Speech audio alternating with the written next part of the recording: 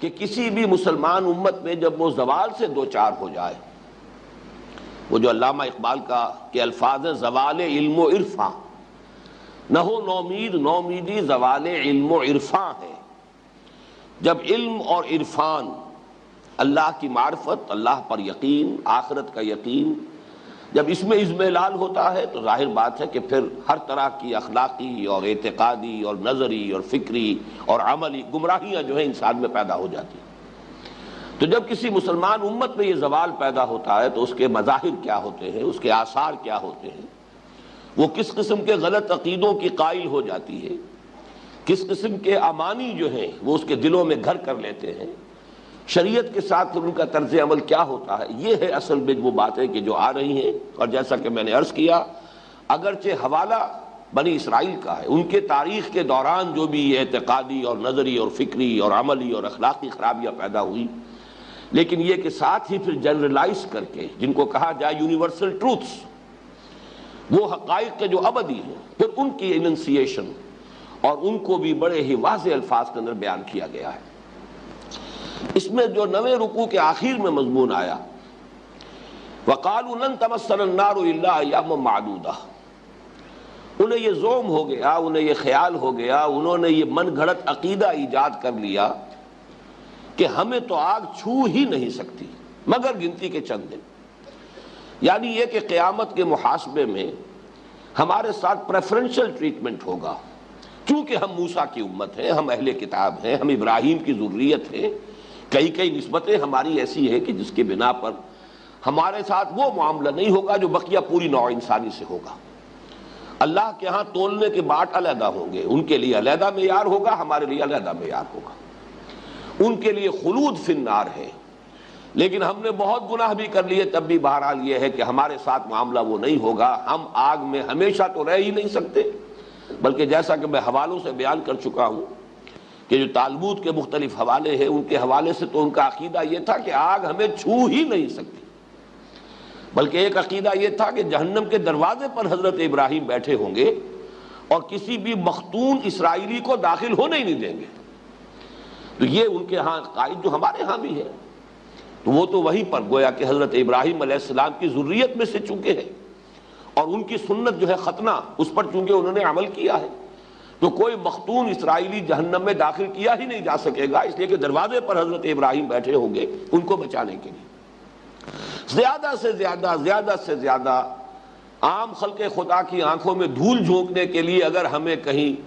تاکہ الزام نہ آئے اللہ تعالیٰ کی صفت عدل پر، اگر ہمیں جہنم میں ڈال بھی دیا گیا تو گنتی کے چند دن۔ اس میں اگرچہ روایات تو میں آپ سے عرض کر چکا ہوں کہ وہ 40 دن کی بھی ہے، اس لیے کہ 40 روز تک وہ جو بچھڑے کی پرستش ان کے ہاں ہوتی رہی تھی،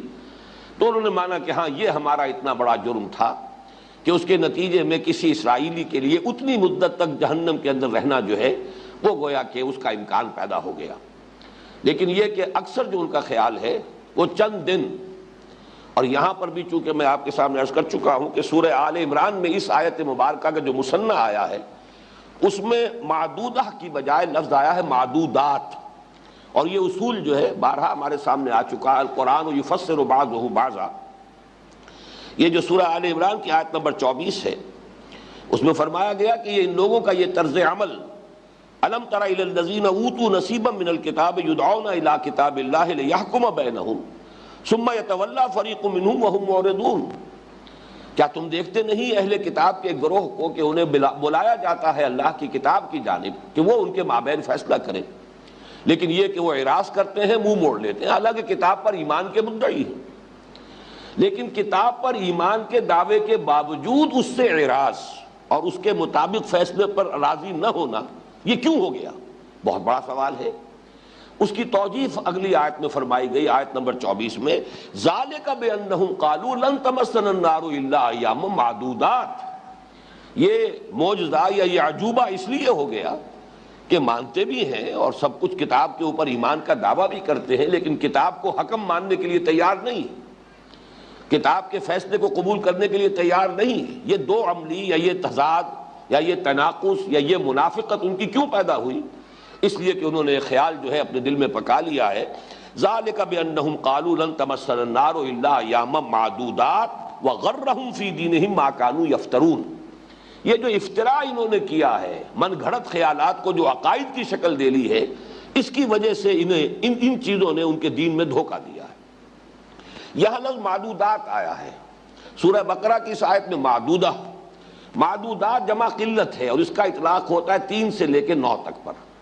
تو یہی جو ہے زیادہ ان کا عقیدہ بھی ہے. تالمود کے مختلف حوالوں سے معلوم ہوتا ہے کہ بس گنتی کے چند دن سے مراد یہ ہے زیادہ سے زیادہ 9 دن تو ہمیں جہنم میں رکھا جا سکے گا، باقی اس کے بعد ہم نکال لیے جائیں گے. اللہ تعالیٰ کا تبصرہ اس پر کیا آیا؟ قل اتخذتم عند اللہ عہدا فلن یخلف اللہ عہدہ. اے نبی ان سے کہیے کیا تم نے اللہ سے کوئی عہد لے لیا ہے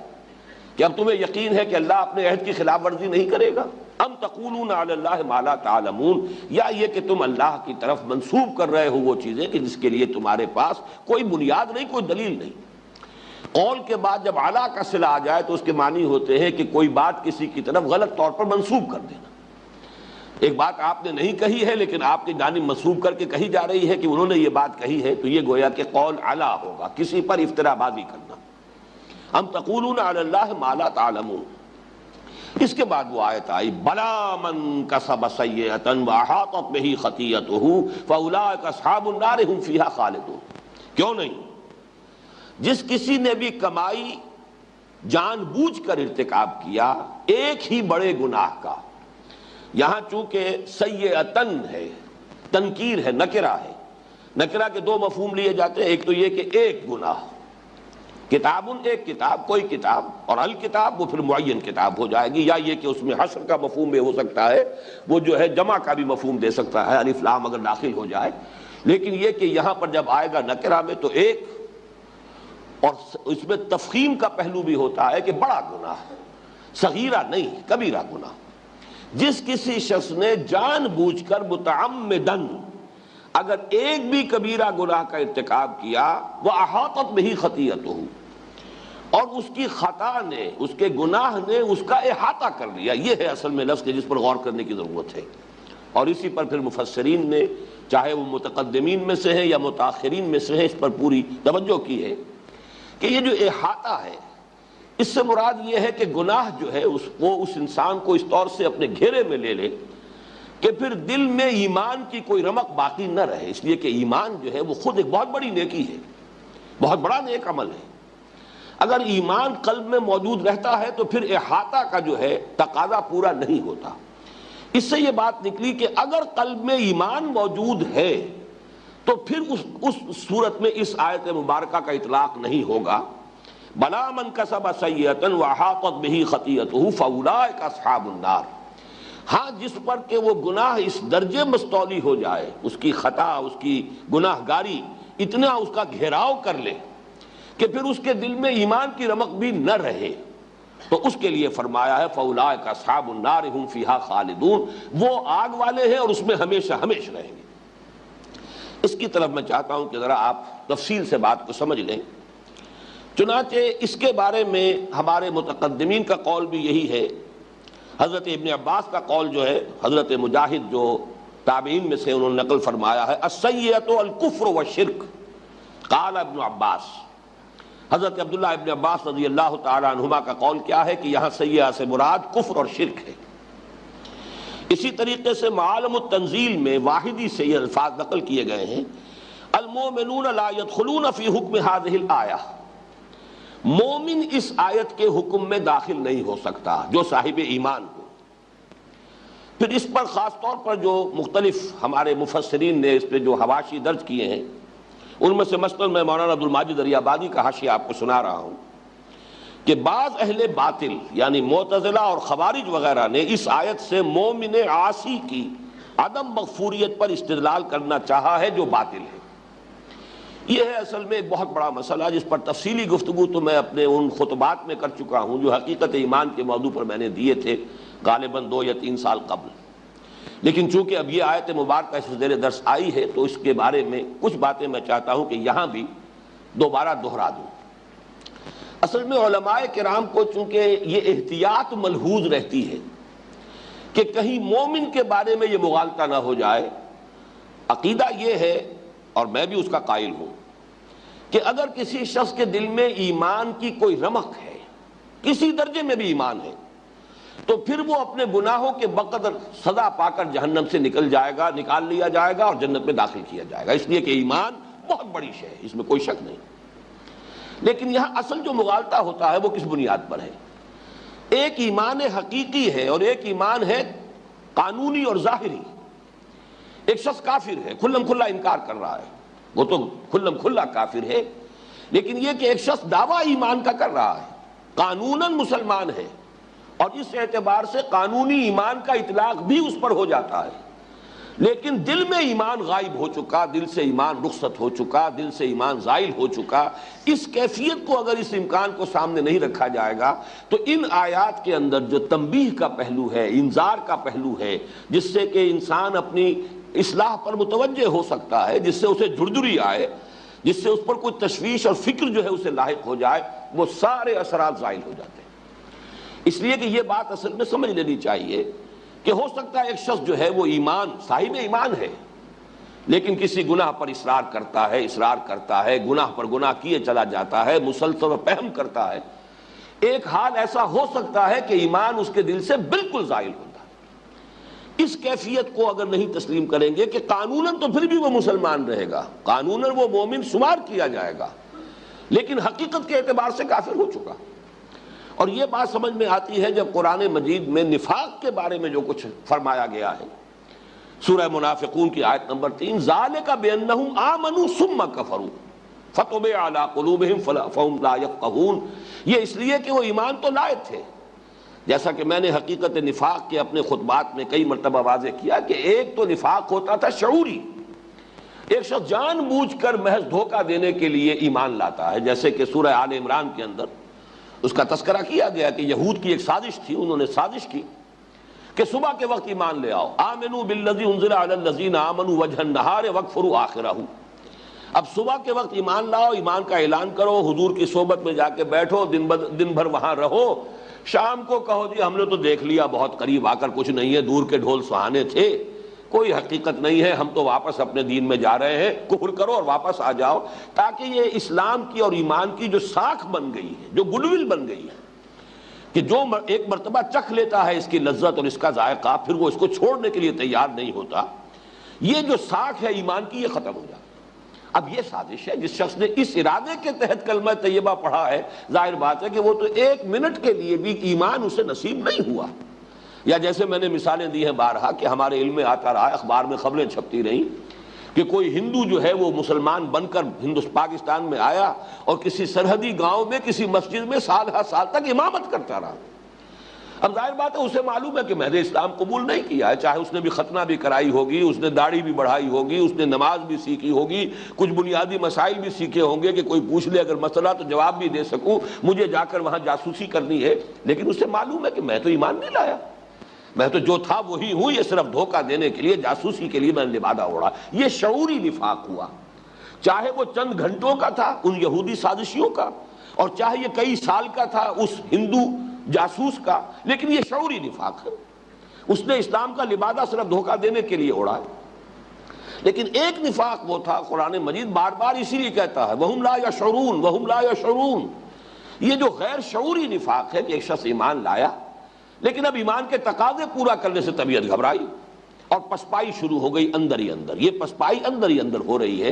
اور اس کی وجہ سے جو بھی ایمان کی رمق نصیب ہوئی تھی وہ اس کی پونجی ہاتھ سے جاتی رہی، اندر سے وہ چٹا کافر ہو چکا ہے، لیکن اوپر ونیئر لگی ہوئی ہے، وہ قانونی ایمان کی جو ہے وہ اس کے اوپر شرط پوری ہو رہی ہے، لہذا وہ مسلمان سمجھا جا رہا ہے۔ یہ اگر حقیقت سامنے نہ ہو تو اس آیت کے اندر جو ہمارے لیے ایک انذار کا پہلو ہے وہ در حقیقت وہ سرے سے پھر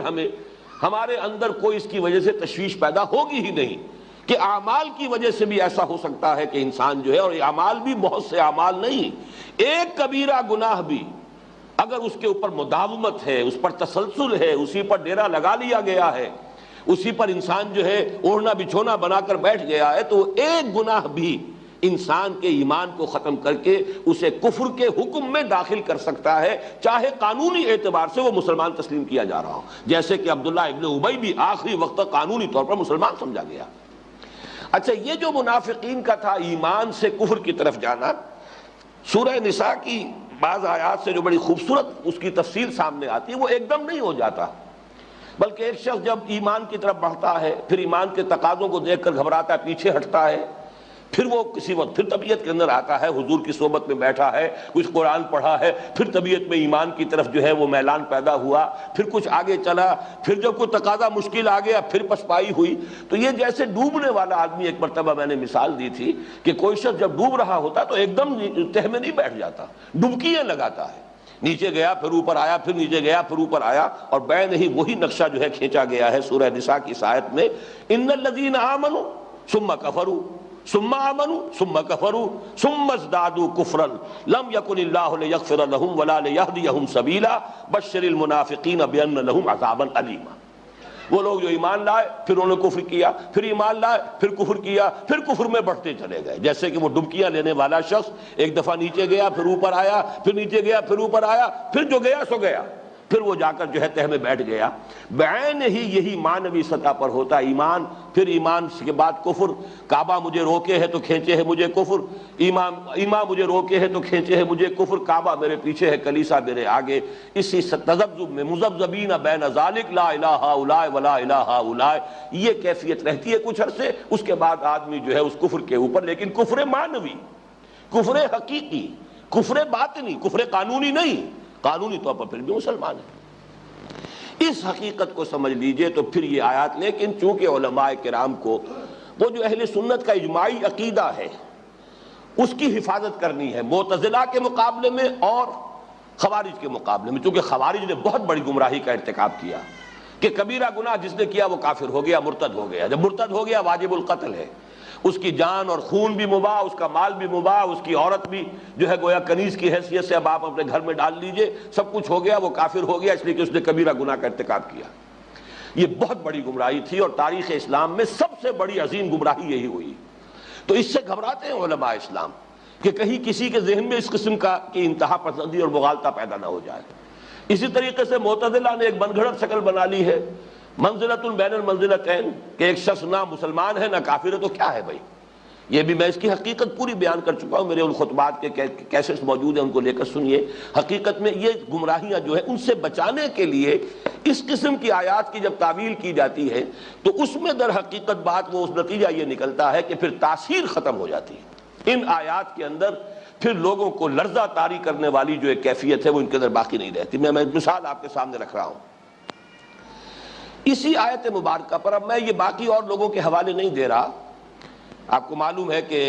جو دیوبندی مکتب فکر کے مفسرین ہیں، علماء ہیں، ایک خصوصی ان کے ساتھ ایک بہرحال ایک ذہنی مناسبت ہے مجھے، اور خاص طور پر حضرت شیخ الہند کے بارے میں تو میرا قول ہے، میرا خیال ہے، بلکہ مجھے یقین کی حد تک ہے کہ 14ویں صدی ہجری کے سب سے بڑے مجدد اعظم حضرت شیخ محمود الحسن، وہ میرے نزدیک شیخ الہند جن کو کہا جاتا ہے، وہ مجدد اعظم تھے 14ویں صدی ہجری کی۔ تو یہ میرے دل میں ان کا مقام ہے، قدر و قیمت ہے ان کی میری نگاہوں میں، لیکن اس کے باوجود وہاں جہاں اختلاف کی بات ہے وہ میں اپنا اظہار اختلاف کر رہا ہوں۔ چنانچہ اس آیت کے بارے میں مولانا تھانوی نے لکھا، کیوں نہیں جو شخص قصداً بری باتیں کرتا رہے اس کو اس کی خطا اور قصور اس طرح احاطہ کر لے کہ کہیں نیکی کا اثر تک نہ رہے، سو ایسے لوگ اہل دوزخی ہوں گے اور وہ اس میں ہمیشہ ہمیش رہیں گے۔ شیخ الہند لکھ رہے ہیں، گناہ کسی کا احاطہ کر لے اس کا یہ مطلب ہے کہ گناہ اس پر ایسا غلبہ کر لے کہ کوئی جانب ایسی نہ ہو کہ گناہ کا غلبہ نہ ہو، حتیٰ کہ دل میں ایمان و تصدیق بھی باقی نہ رہے۔ اگر دل میں ایمان و تصدیق بھی ہوگی تو احاطہ مذکور محقق نہ ہوگا،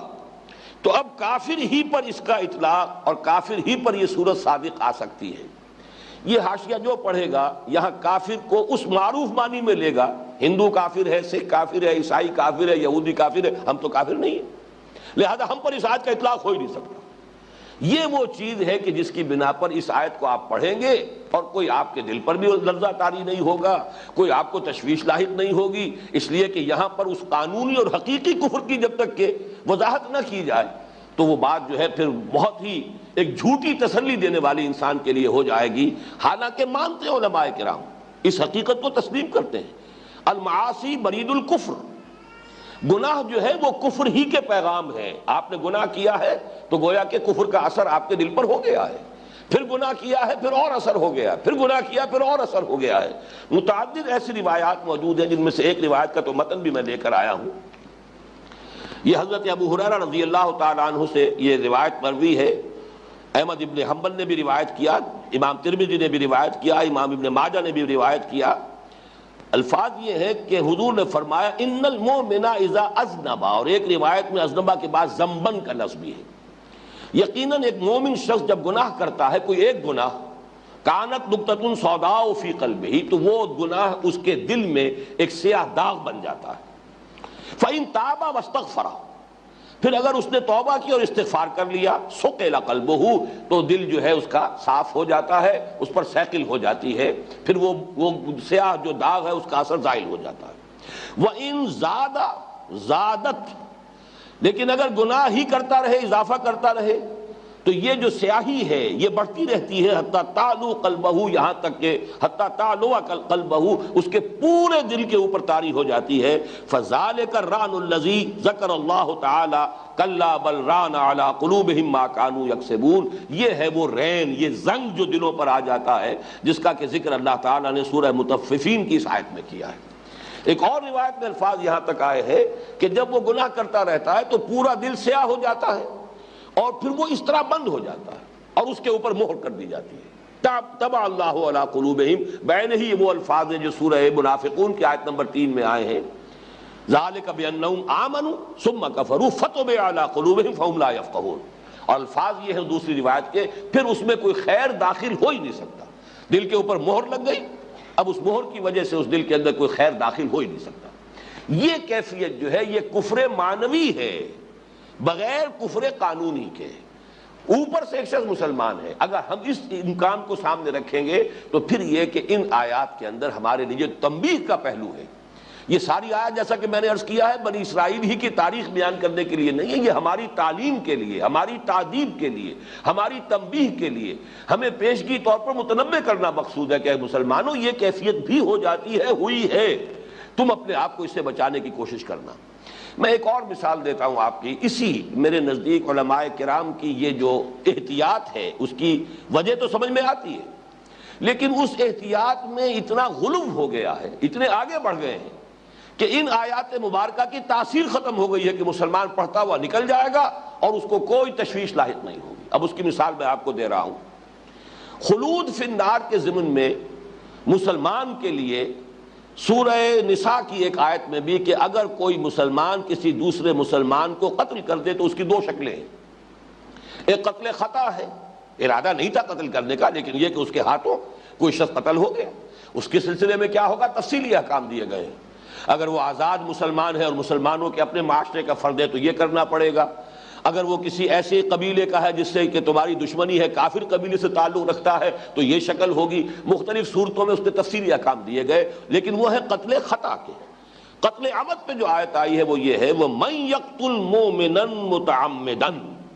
فَجَزَاؤُهُ جَهَنَّمُ خَالِدًا فِيهَا وَغَضِبَ اللَّهُ عَلَيْهِ وَلَعَنَهُ وَأَعَدَّ لَهُ عَذَابًا عَظِيمًا۔ اس کا جو ترجمہ کیا ہے مولانا مفتی محمد شفیع صاحب نے رحمہ اللہ، وہ دیکھیے کس قدر صاف ہے، کتنا بالکل کلیئر ہے کہ جس میں کوئی اشتباہ نہیں۔ ترجمہ کیا ہے، اور جو کوئی قتل کرے مسلمان کو جان کر تو اس کی سزا دوزخ ہے، پڑا رہے گا اسی میں، اور اللہ کا اس پر غضب ہوا اور اس کو لعنت کی اور اس کے واسطے تیار کیا بڑا عذاب۔ گویا کہ صحیح ترجمہ ہے یہ کہ اس کے لیے خلود کا معاملہ ہے، خالدن فیہا، اس میں وہ ہمیشہ ہمیش رہے گا، اسی میں پڑا رہے گا، اس لیے کہ اس نے ایک مومن کو جان بوجھ کر قتل کیا۔ لیکن اب نوٹ جب کر رہے ہیں، نوٹ کرنے میں بریکٹس میں اضافے کر کے حاشیے کے اندر وہ اضافے کر دیے کہ جس سے وہ ساری تاثیر ختم ہو جاتی ہے۔ اب وہ آپ سن لیجئے، اور جو شخص کسی مسلمان کو قصداً قتل کر ڈالے تو اس کی اصلی سزا تو جہنم میں اس طرح رہنا ہے کہ ہمیشہ ہمیشہ اسی میں رہے گا، لیکن اللہ تعالیٰ کا فضل ہے کہ یہ اصلی سزا جاری نہ ہوگی، بلکہ ایمان کی برکت سے آخر نجات ہو جائے گی، اور اس پر ایک میعاد معین تک کے واسطے اللہ تعالیٰ غضبناک ہوں گے اور اس کو اپنی رحمت خاصہ سے دور کریں گے اور اس کے لیے بڑی سزا یعنی دوزخ کا سامان کریں گے۔ اس کے اندر اضافے کر کے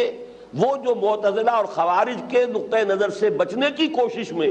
جو صورت بنائی ہے، اس کا نتیجہ یہ ہے کہ اب کسی مسلمان کے لیے اس میں وہ تنبیہ والا پہلو، وہ تاثیر والی بات جو ہے باقی نہیں رہی۔ اس چیز کو میں چاہتا ہوں کہ اچھی طرح سمجھ لیا جائے، اور وہ اس لیے کہ میں بھی تسلیم کرتا ہوں اگر دل میں ایمان ہے، لیکن دل کا ایمان، قانونی ایمان نہیں۔ قانونی ایمان تو منافق بھی ہر شخص کو قانونی مومن تھا۔ قرآن مجید میں کوئی آیت نہیں ہے کہ جس میں منافقین کو یا ایھا الذین نافقوا یا ایھا المنافقون سے خطاب کیا گیا۔ تمام منافقوں سے جو باتیں ہوئی یا ایھا الذین آمنوا سے ہوئی، اس لیے کہ ظاہر بات ہے قانوناً وہ بھی مسلمان ہے، وہ مومن ہے، کلمہ پڑھتے ہیں، حضور کے پیچھے نمازیں پڑھتے تھے، بلکہ 7 جنگوں میں بھی چلے جاتے تھے، چاہے جا کر وہاں فتنہ پردازی کرے، عین وقت پر 300 نکل آئے۔ لیکن یہ کہ اور دوسرے معاملات کے اندر جو ہے ان کی جو بھی ریشہ دوانیاں رہی ہیں سب کو معلوم ہے، قانوناً تو مسلمان تھے۔ عبداللہ ابن ابی بھی مرا ہے تو اس کی نماز جنازہ حضور نے پڑھی ہے۔ اپنا کرتا مبارک جو ہے، چونکہ اس کے بیٹے جو ہے، اس کے صاحبزادے وہ ایک سچے مومن تھے، عبداللہ ابن ابی، ان کی فرمائش پر حضور نے اپنا کرتا اتار کر دیا کفن کے لیے۔ حضرت عمر جب کچھ اس پر انہوں نے کہا حضور کیا کر رہے ہیں آپ، ایک منافق کے لیے آپ اپنا کرتا عطا فرما رہے ہیں۔ آپ نے فرمایا کہ اے عمر، میرا کرتا اسے اللہ کے عذاب سے بچا نہیں سکتا، لیکن یہ نوجوان جو مومن ہے، خالص مومن ہے، اس کی ایک فرمائش ہے، اس کی ایک خواہش ہے، میں پوری کر رہا ہوں، لیکن میرا کرتا اسے اللہ کے عذاب سے بچا نہیں سکتا۔ تو ان حقائق کو سامنے رکھنے کی ضرورت ہے۔ بلا من کسب سیئۃ، یقیناً آیت کا مفہوم یہی ہے، جس شخص نے ایک گناہ کبیرہ بھی جان بوجھ کر اس کا ارتکاب کیا، پھر اس پر مداومت کرتا رہا یہاں تک کہ اس گناہ نے اس کا احاطہ کر لیا، اور یقیناً اس کے معنی یہ ہے کہ ایمان حقیقی بھی اس سے زائل ہو گیا، اس لیے کہ گناہ کا اثر یہ ہوتا ہے۔ یہی وجہ ہے کہ توبہ کا لفظ جہاں آیا سورۃ الفرقان میں، وہ ہمارے منتخب نصاب میں داخل ہے، وہاں آمنہ کا لفظ آیا۔ جب انسان توبہ کرتا ہے حقیقت میں تو اثر نو ایمان لاتا ہے۔ الا من تاب وآمن وعمل عملا صالحا فاولئک یبدل اللہ سیئاتہم حسنات وکان اللہ غفورا رحیما۔ جو شخص توبہ کرتا ہے پھر ایمان لاتا ہے، جیسے کہ ایک حدیث میں آیا ہے، جب انسان گناہ کا ارتکاب کرتا ہے ایمان اس کے دل سے نکل کر اس کے سر کے اوپر چکر لگاتا ہے۔ اگر توبہ کرتا ہے تو لوٹ آتا ہے، دل میں داخل ہو جاتا ہے، اگر توبہ نہیں کرتا رخصت ہو جاتا ہے۔ لیکن یہ سارا معاملہ ایمان حقیقی، قلبی ایمان والا یہ جو معاملہ ہے، یہ قانونی ایمان، چاہے زانی ہو، چاہے شرابی ہو، چاہے چور ہو، چاہے ڈاکو ہو، وہ پہلے بھی مسلمان ہے، بعد میں بھی مسلمان ہے، قانوناً وہ مسلمان رہتا ہے۔ گناہ کبیرہ کے ارتکاب سے کوئی شخص کافر نہیں ہو جاتا، مرتد نہیں ہو جاتا، قانونی اسلام اس کا برقرار رہے گا۔ البتہ حقیقی ایمان کا معاملہ اور ہے، اور یہ کہ اگر حقیقتاً ایمان زائل ہو چکا ہو، مانن انسان کافر ہو چکا ہو، جیسے کوئی منافق، یا یہ کہ چاہے وہ اپنے نفاق پر شعوری طور پر متنبع نہیں ہے، خود نہیں جانتا اپنے آپ کو کہ میں منافق ہوں، تب بھی اگر گناہ کا احاطہ ایسا ہو گیا ہے کہ جس سے ایمان قلبی جو ہے وہ زائل ہو گیا ہے، تو اس پر اس آیت کا اطلاق ہوگا، چاہے ظاہری اعتبار سے دنیا میں وہ مسلمان سمجھا جا رہا ہو اور اسے اپنا گمان ہو۔ وَزَعَمَ أَنَّهُ مُسْلِمٌ، نفاق کے بارے میں حدیث آئی ہے کہ جس میں یہ 4 صفات ہیں یا 3 صفات غالباً، اس حدیث کے اندر الفاظ یہ آئے ہیں کہ چاہے وہ جب وہ بولے جھوٹ بولے، جب اس کے پاس امانت رکھائی جائے خیانت کرے، جب وعدہ کرے خلاف ورزی کرے، تو وہ مومن ہے، وہ منافق ہے۔ وَإِن صَامَ وَصَلَّى وَزَعَمَ أَنَّهُ مُسْلِمٌ یا انہ مومن، مجھے یاد نہیں آ رہا کہ ان میں سے کون سا لفظ ہے، چاہے وہ نماز پڑھتا ہو، روزہ رکھتا ہو اور اپنے آپ کو مسلم و مومن سمجھتا ہو۔ ایک شخص سمجھ رہا ہے اپنے آپ کو مسلم و مومن، لیکن یہ کہ حقیقت کے اعتبار سے وہ کافر ہو چکا ہے، منافق ہے۔ اس کو ذہن میں رکھیے تو پھر یہ آیت مبارکہ ہمارے لیے ایک بہت بڑی تنبیہ، ہمیں ہر وقت متنبہ کرنے کے لیے اس کی تاثیر جو ہے وہ بہت ہی، میں سمجھتا ہوں کہ قیمتی تاثیر ہے۔ بلا من کسب سیئۃ واحاطت بہ خطیئتہ فاولئک اصحاب النار هم فیہا خالدون والذین آمنوا وعملوا الصالحات، اور وہ لوگ جو ایمان لائے اور جنہوں نے نیک عمل کیے، اولئک اصحاب الجنہ، وہ جنت والے ہیں، ہم فیہا خالدون، وہ اس میں رہیں گے ہمیشہ ہمیشہ۔ اب یہ در حقیقت وہی مضمون ہے جو اسی سورہ مبارکہ کی آیت نمبر 62 میں آ چکا ہے۔ میں نے عرض کیا تھا 8ویں رکوع سے جو مضمون شروع ہوا ہے، پہلی آیت یہی تھی، ان الذین آمنوا والذین ہادوا والصابئین والنصارى من آمن باللہ والیوم الآخر وعمل صالحا فَلَهُمْ أَجْرُهُمْ عِنْدَ رَبِّهِمْ وَلَا خَوْفٌ عَلَيْهِمْ وَلَا هُمْ يَحْزَنُونَ. وہی قانون جو 8ویں رکوع کے شروع میں آیا تھا، اسی قانون کو 9ویں رکوع کے اختتام پر پھر اس آیت کے اندر لے آیا گیا کہ یہ اچھی طرح سمجھ لو، کوئی گروہی نسبت کسی امت میں ہونا، کسی قوم میں ہونا، کسی کی ذریت میں ہونا، کسی کے ساتھ نسلی تعلق ہونا، یہ آخرت میں جو ہے یہ کوئی فیصلہ کن شے نہیں ہے. فیصلہ کن شے ہے ایمان اور عمل صالح.